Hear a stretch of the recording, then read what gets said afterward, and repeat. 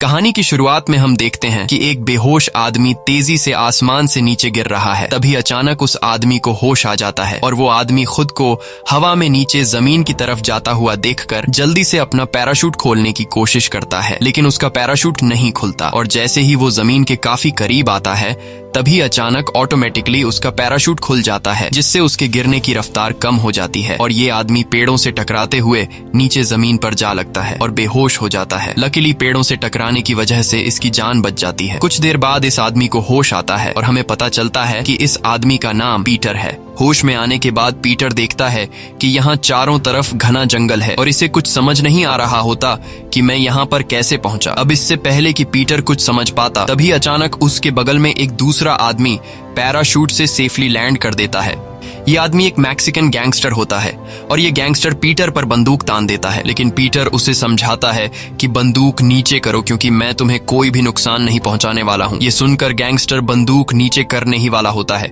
कि तभी ऊपर से एक दूसरा आदमी तेजी से नीचे जमीन पर गिरता है और इनकी नजरों के सामने वो आदमी मारा जाता है क्योंकि उसका पैराशूट नहीं खुल पाया था। अब इससे पहले कि यह दोनों उस आदमी की डेड बॉडी के पास जाते तभी अचानक इन पर कोई फायरिंग करने लगता है, जिससे खुद को बचाते हुए यह दोनों तेजी से भागने लगते हैं। अब यहाँ पीटर बड़ी चालाकी से गोलियां चलाने वाले आदमी के पीछे से आकर उस पर बंदूक तान देता है और उसे फायरिंग करने से रोक देता है। पीटर उसे बताता है कि हम तुम्हारे कोई दुश्मन नहीं बल्कि हम भी तुम्हारी तरह यहाँ आकर फंस चुके हैं। यह सुनकर वो आदमी जिसका नाम निकोलाई है वो शांत हो जाता है और पीटर से कहता है कि मैं जंग में था लेकिन अचानक किसी ने मुझे बेहोश कर दिया और जब मेरी आंख खुली तो मैं यहाँ पर था। मुझे लगा कि तुम लोग दुश्मन हो इसलिए मैंने तुम पर गोलियां चलाई। अब यह तीनों बातें कर ही रहे होते हैं कि तभी पीटर देखता है कि सामने से एक लड़की इन पर गन तान कर खड़ी है। इस लड़की का नाम क्रिस्टीन है और क्रिस्टीन एक जर्मन शूटर है। क्रिस्टीन ने इन तीनों की बात सुन ली होती है इसलिए वो समझ जाती है कि मुझे इन तीनों से कोई खतरा नहीं, जिसके बाद ये चारों मिलकर जंगल में आगे की तरफ बढ़ने लगते हैं। और क्रिस्टीन बताती है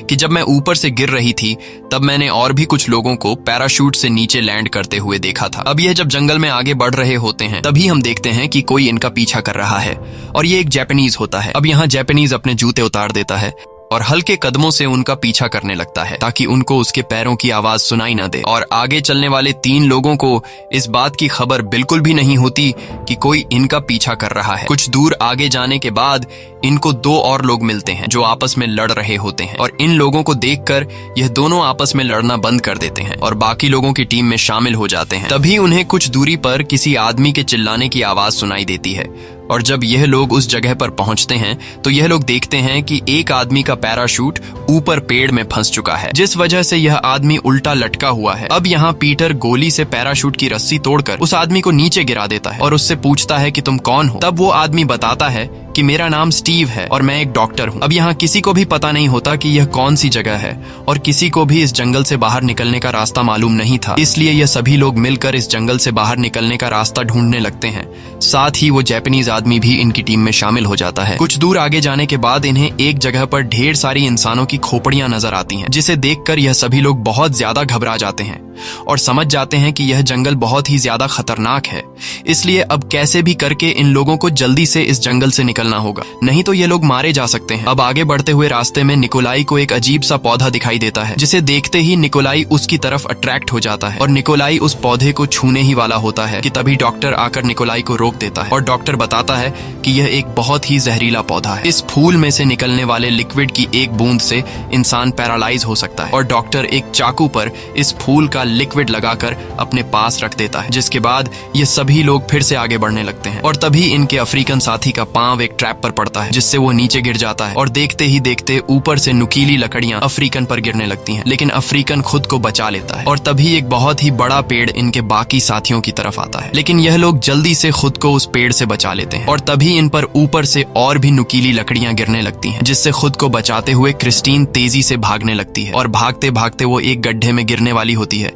कि तभी वो ऊपर एक लकड़ी पकड़ लेती है, लेकिन अब धीरे धीरे क्रिस्टीन नीचे गड्ढे में फिसलती जा रही थी और नीचे गड्ढे में ढेर सारी नुकीली लकड़ियां लगी हुई थी। अब जैसे ही क्रिस्टीन नीचे गड्ढे में गिरने वाली होती है तभी वहां पर पीटर आकर क्रिस्टीन को पकड़ लेता है और क्रिस्टीन को बचा लेता है। अब यहाँ इन लोगों को कुछ समझ नहीं आ रहा होता कि आखिर यह जाल किसने बिछाया है, और तभी क्रिस्टीन अपने राइफल के स्कोप से उस आदमी को देख लेती है जिसने यह जाल बिछाया हुआ था। और जब यह सभी लोग उस आदमी के पास पहुंचते हैं तो यह लोग देखते हैं कि यह आदमी पहले से मरा हुआ है और उस आदमी की बॉडी पर निशान को देखते हुए ऐसा लग रहा था कि जैसे इस आदमी को किसी बड़े खतरनाक मॉन्स्टर ने मारा है। अब यहाँ उस आदमी की चेकिंग लेने के बाद इन्हें एक डायरी मिलती है जिससे इन्हें पता चलता है कि यह आदमी एक यूएस सोल्जर था। यह सुनकर पीटर कहता है कि इस आदमी ने यह जाल इंसानों के लिए नहीं बल्कि किसी बड़ी चीज का शिकार करने के लिए बनाया था, क्योंकि क्रिस्टीन जिस गड्ढे में गिरने वाली थी उस गड्ढे की लंबाई काफी ज्यादा थी, इसलिए इस सोल्जर ने इतना गहरा गड्ढा खोदकर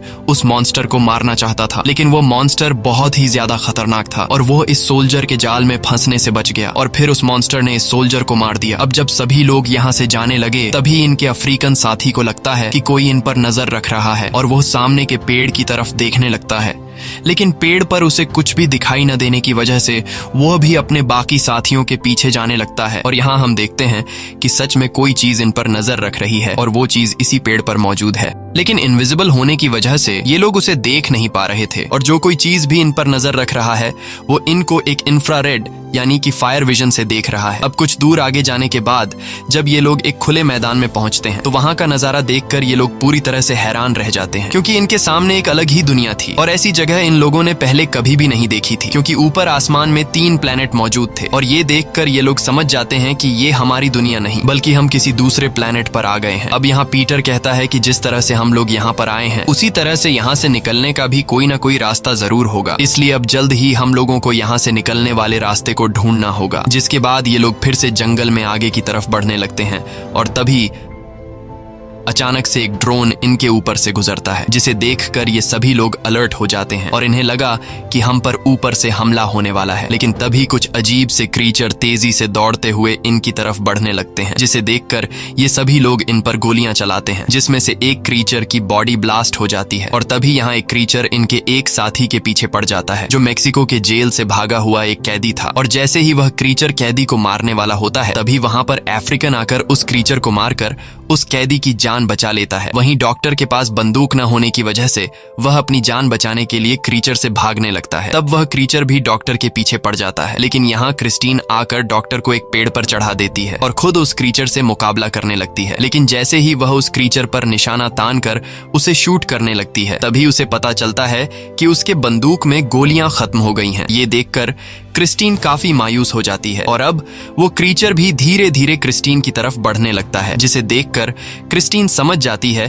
कि अब मुझे कोई भी नहीं बचा सकता। और जैसे ही वह क्रीचर क्रिस्टीन के काफी करीब आता है तभी जंगल में से एक सीटी की आवाज गूंजती है और उस सीटी की आवाज को सुनते ही वह क्रीचर एक कुत्ते की तरह उस आवाज को फॉलो करते हुए चला जाता है। और यहाँ हमें पता चलता है कि ये क्रीचर इस प्लेनेट के डॉग हैं। यहाँ इन लोगों को पता चलता है कि इस जंगल में इन कुत्तों से भी ज्यादा खतरनाक कोई चीज जो हमें मारना चाहती है। अब यहाँ सभी लोग नोटिस करते हैं कि इनका गैंगस्टर साथी कहीं गायब है और तभी उन्हें कुछ दूरी से अपने गैंगस्टर साथी की चिल्लाने की आवाज सुनाई देती है, जिसकी आवाज सुनकर ये लोग फौरन उस जगह पर पहुंच जाते हैं और ये लोग देखते हैं कि इनका साथी चुपचाप बिना हिले इनकी तरफ पीठ करके बैठा हुआ है। तब ये लोग उसे अपने पास बुलाते हैं, लेकिन इनका साथी इन्हें कोई भी जवाब नहीं देता। ये देखकर क्रिस्टीन उसके पास जाने लगती है, लेकिन तब यहाँ पीटर क्रिस्टीन को रोक देता है और पीटर क्रिस्टीन से कहता है कि ये हमें फंसाने के लिए कोई जाल भी हो सकता है। अब अपने शक को यकीन में बदलने के लिए पीटर एक पत्थर उठाकर अपने साथी की तरफ फेंकता है और जैसे ही पत्थर उनके साथी के करीब गिरता है तो इन्हें पता चलता है कि सच में वहां जाल बिछाई गई है और इनका साथी मारा जा चुका है। अब यहाँ पीटर सभी साथियों से कहता है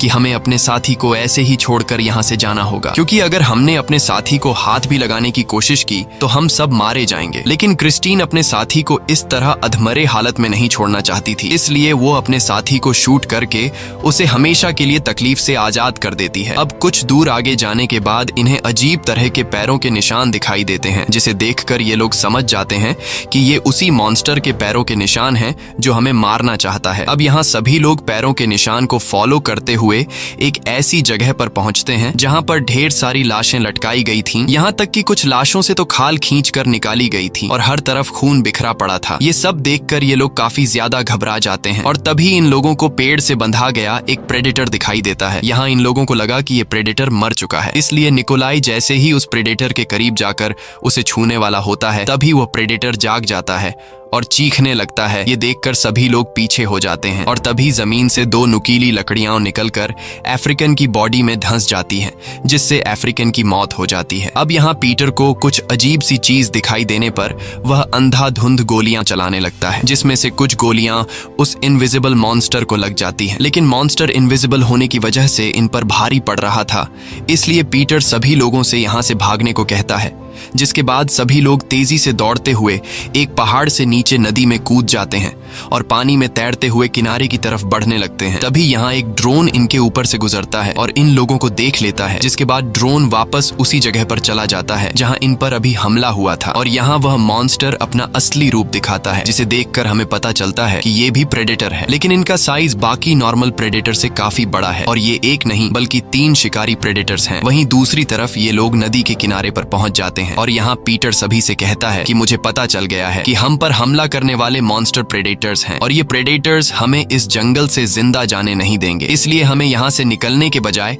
इन प्रेडेटर से मुकाबला करना होगा। अब यहाँ सभी लोग फिर से जंगल में छुप जाते हैं और तभी क्रिस्टीन को राइफल के स्कोप से एक प्रेडेटर दिखाई देता है, जिसे देखकर ये लोग उस प्रेडेटर को जाल में फंसाकर मारने का प्लान बनाते हैं और अब प्लान के मुताबिक ये लोग अपने एक साथी को चारा बनाकर जंगल में भेज देते हैं और इनका साथी चिल्लाकर प्रेडेटर को खुद की तरफ अट्रैक्ट कर देता है और जैसे ही प्रेडेटर उसके पास आकर उसे मारने वाला होता है तभी क्रिस्टीन उसे शूट करके मार देती है, जिसके बाद ये सभी लोग उसके पास जाते हैं और यहाँ इन्हें पता चलता है कि ये प्रेडेटर नहीं बल्कि कोई दूसरा क्रीचर है। अब इतने दूर से सीधा शूट करने पर पीटर क्रिस्टीन की तारीफ करता है, लेकिन यहाँ क्रिस्टीन देखती है कि उसकी चलाई हुई गोली इस क्रीचर को तो लगी ही नहीं बल्कि उसकी गोली तो एक पेड़ को लगी। अब यहाँ इन्हें कुछ समझ नहीं आ रहा होता कि आखिर गोली चलाई किसने। तब पीटर कहता है कि ये एक जाल है, दरअसल इनका प्लान इन्हीं पर उल्टा पड़ गया होता है और अब इससे पहले कि ये लोग कुछ कर पाते तभी इन्हें आवाज आती है कि मैं यहाँ हूँ। ये सुनकर ये लोग चारों तरफ नजर घुमाते हैं, लेकिन इन्हें कोई भी नजर नहीं आता और तभी पीटर के पीछे से एक बड़ा सा मॉन्स्टर प्रेडेटर नजर आता है जो सीधा पीटर पर बंदूक तान लेता है। पीटर को लगा कि अब मेरी मौत पक्की है, लेकिन तभी वह प्रेडेटर अपने चेहरे से मास्क उतारता है और यहाँ इन्हें पता चलता है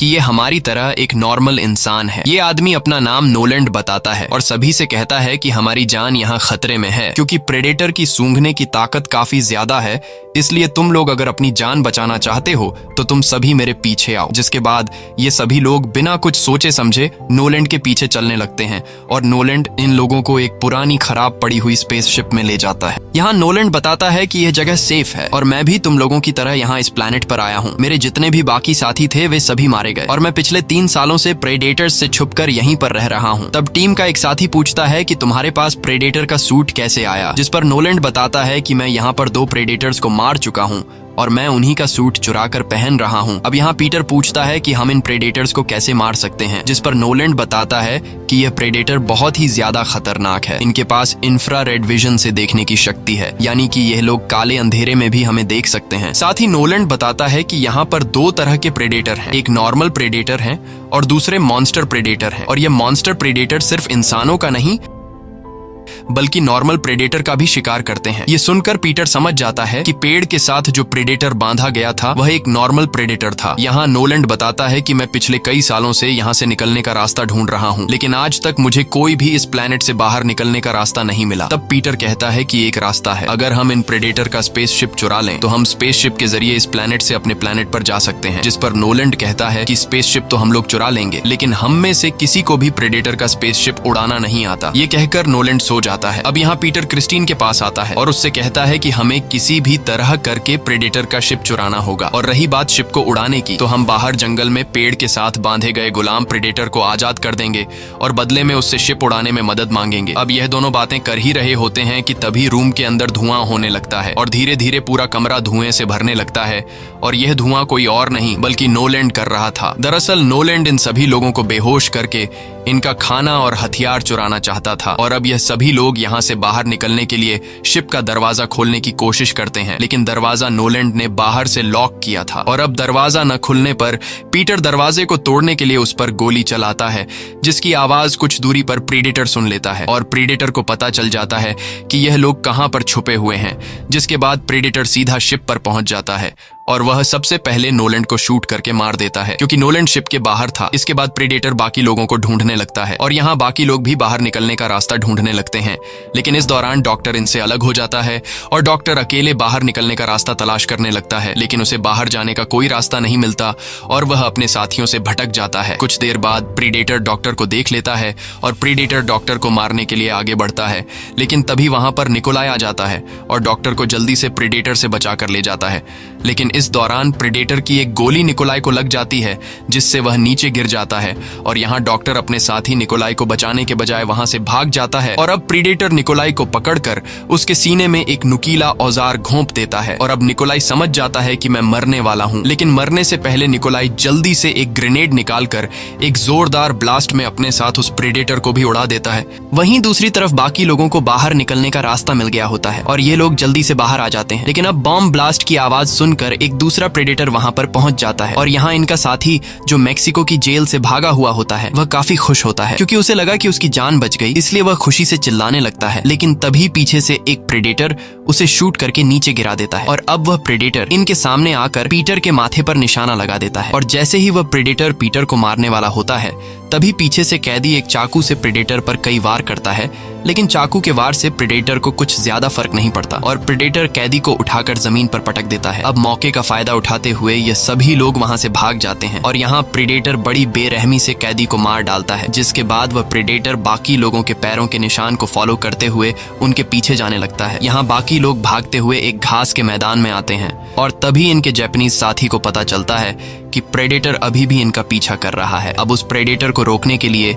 जापानीज अपने साथियों को जाने के लिए कहता है और खुद प्रेडेटर से लड़ने का फैसला कर लेता है, जिसके बाद बाकी बचे लोग वहां से भाग जाते हैं और तभी वहां पर मॉन्स्टर प्रेडेटर जापानीज के सामने आता है। अब यहाँ जापानीज अपना तलवार निकालता है और हमें पता चलता है कि यह जापानीज जापान की सबसे बड़ी गैंग याकुजा का लीडर है। इसके बाद प्रेडेटर और जापानीज के बीच फाइट शुरू हो जाती है और हम देखते हैं कि जापानीज एक बहुत ही अच्छा तलवारबाज है। यहाँ इनके बीच काफी तगड़ी फाइट होने लगती है। ये दोनों एक दूसरे पर काफी जोरदार वार करते हैं और काफी देर तक लड़ने के बाद आखिर में जापानीज प्रीडेटर को मारने में कामयाब हो जाता है, लेकिन उसी दौरान जापानीज भी गिरकर मारा जाता है, क्योंकि फाइट के दौरान उसे भी काफी सारी चोटें आई थीं। अब 3 में से 2 प्रेडेटर मारे जा चुके थे और अब बस सिर्फ एक ही प्रेडेटर बचा था। वहीं दूसरी तरफ क्रिस्टीन, डॉक्टर और पीटर तीनों खुद को बचाते हुए जंगल में भाग रहे थे, लेकिन तभी डॉक्टर का पैर एक ट्रैप में फंस जाता है, जिस वजह से डॉक्टर का पैर बुरी तरह से घायल हो जाता है और अब डॉक्टर चलने के काबिल नहीं था। यहाँ पीटर क्रिस्टीन से कहता है कि हमें डॉक्टर को यहीं पर छोड़कर जाना होगा,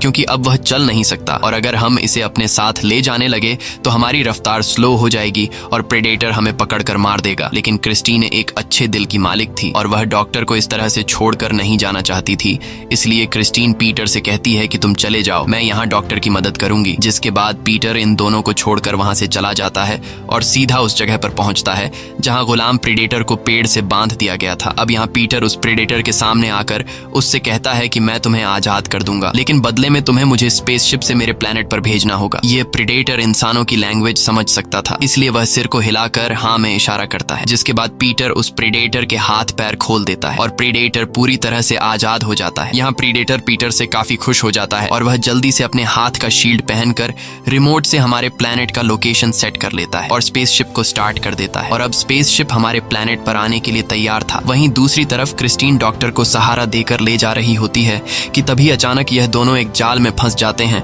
और यह जाल मॉन्स्टर प्रेडेटर ने बिछाया होता है। तभी मॉन्स्टर प्रीडेटर आकर ये दोनों जिस जाल में फंसे हुए थे उस जाल को मॉन्स्टर प्रीडेटर एक गड्ढे में फेंक देता है। इसके बाद मॉन्स्टर प्रीडेटर उस जगह पर आता है जहां पर पीटर ने गुलाम प्रीडेटर को आजाद किया था और जब गुलाम प्रीडेटर मॉन्स्टर प्रीडेटर को देखता है तो इनके बीच फाइट शुरू हो जाती है और मौके का फायदा उठाते हुए पीटर जल्दी से स्टार्ट की गई स्पेसशिप की तरफ जाने लगता है और यहाँ मॉन्स्टर प्रीडेटर और गुलाम प्रीडेटर के बीच काफी तगड़ी फाइट होने लगती है। वहीं दूसरी तरफ पीटर स्पेसशिप तक पहुंच जाता है और कुछ ही देर बाद स्पेसशिप हवा में उड़ने लगती है, जिसकी आवाज सुनकर गड्ढे में मौजूद डॉक्टर और क्रिस्टीन समझ जाते हैं कि पीटर यहां से जा चुका है। वहीं दूसरी तरफ मॉन्स्टर प्रीडेटर ज्यादा ताकतवर होने की वजह से गुलाम प्रीडेटर उसके सामने ज्यादा देर तक टिक नहीं पाता और आखिर में मॉन्स्टर प्रीडेटर गुलाम प्रीडेटर का सिर धड़ से अलग कर देता है और साथ ही जिस स्पेसशिप में पीटर जा रहा होता है उसे भी मॉन्स्टर प्रीडेटर अपने हाथ में लगे रिमोट के जरिए उड़ा देता है। वहीं दूसरी तरफ हम गड्ढे में डॉक्टर और क्रिस्टीन को देखते हैं। यहाँ डॉक्टर अपना असली रूप दिखाता है और वह चुपके से उस चाकू को निकालता है जिस पर उसने जहरीले पौधे का लिक्विड लगाया था और फिर डॉक्टर पीछे से आकर क्रिस्टीन के गले पर उस चाकू से कट लगा लेता है, जिससे क्रिस्टीन की बॉडी पैरालाइज होने लगती है और क्रिस्टीन नीचे गिरकर पूरी तरह से अपनी बॉडी पर कंट्रोल खो देती है। अब क्रिस्टीन जिंदा तो थी लेकिन वह अपनी बॉडी को हिला नहीं पा रही थी और बात भी नहीं कर पा रही थी। अब यहाँ डॉक्टर क्रिस्टीन को अपने बारे में बताते हुए कहता है कि मैं धरती पर एक सीरियल किलर था और खासकर लड़कियों को किडनैप करके मारा करता था और अब मैं तुम्हें प्रीडेटर को देकर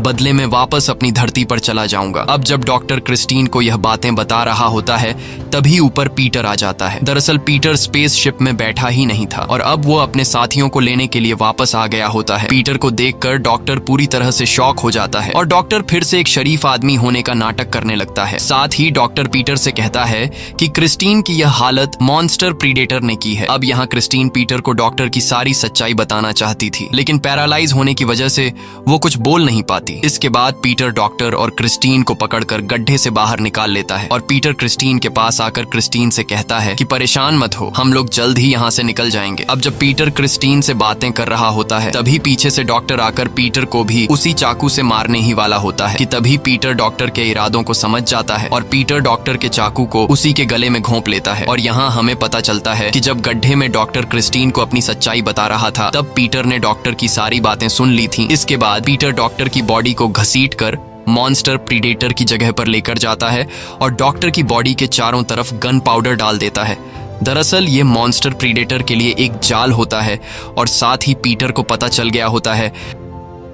कि ये प्रेडेटर इंफ्रारेड फायर विजन से देखते हैं, इसलिए पीटर अपनी पूरी बॉडी पर मिट्टी लगा देता है ताकि प्रेडेटर इसे इंफ्रारेड विजन से ना देख सके। कुछ देर बाद वहां पर प्रेडेटर आ जाता है और वह अपने इंफ्रारेड विजन से शिकार ढूंढने लगता है। अब पीटर की बॉडी पर मिट्टी लगने की वजह से प्रेडेटर पीटर को तो देख नहीं पाता बल्कि वो जमीन पर पड़े डॉक्टर की डेड बॉडी को देख लेता है, जिसके बाद प्रेडेटर डॉक्टर की बॉडी की तरफ बढ़ने लगता है और हमें तो पता है कि डॉक्टर की बॉडी प्रेडेटर के लिए एक जाल है। अब जैसे ही प्रेडेटर डॉक्टर की बॉडी को पलटता है तो डॉक्टर की बॉडी पर ढेर सारे ग्रेनेड बांधे गए थे और प्रेडेटर के समझने से पहले ही एक जोरदार ब्लास्ट होता है जिसमें प्रेडेटर बुरी तरह से घायल होकर दूर जाकर गिरता है। अब यहाँ पीटर बड़ी चालाकी से चारों तरफ बिछाए हुए बारूद को आग लगा देता है और आग की लपटों की वजह से प्रेडेटर अपने इंफ्रारेड विजन से पीटर को देख नहीं पाता। अब मौके का फायदा उठाते हुए पीटर दौड़ते हुए मॉन्स्टर प्रेडेटर पर कई वार करता है, तभी आग की लपटें कम होने लगती हैं,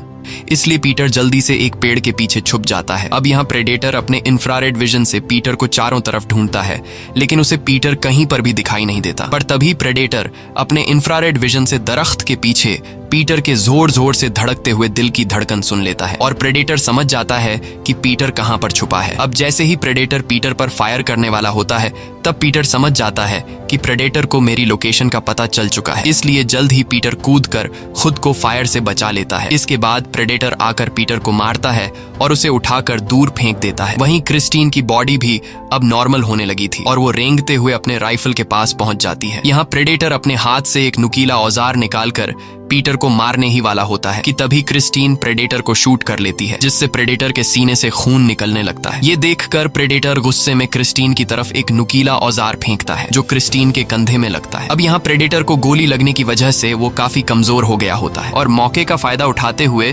पीटर जल्दी से एक कुल्हाड़ी उठाकर सबसे पहले प्रेडेटर का वो बाजू काट लेता है जिस पर स्पेसशिप का रिमोट लगा हुआ था और आखिर में पीटर एक जोरदार वार से प्रेडेटर का सिर धड़ से अलग कर देता है। इसके बाद पीटर क्रिस्टीन के पास आता है और कुछ देर के लिए यह दोनों आराम करते हैं और अगली सुबह जब ये दोनों ऊपर आसमान की तरफ देखते हैं तो इन्हें आसमान में कई पैराशूट दिखाई देते हैं, जिसका मतलब कि अब फिर से मौत का खेल शुरू हो गया है। अब यहाँ पीटर क्रिस्टीन को अपने साथ ले जाने लगता है और उससे कहता है कि मुझे घर जाने का रास्ता पता चल गया है। दरअसल पीटर के पास अब मॉन्स्टर प्रेडेटर के हाथ का रिमोट होता है जिससे ये दोनों वापस अपने धरती पर आ सकते हैं। इसी के साथ साथ ये कहानी खत्म हो जाती है। अगर आपको ये वीडियो अच्छी लगी हो तो हमारे चैनल को सब्सक्राइब और वीडियो को लाइक जरूर कीजिएगा।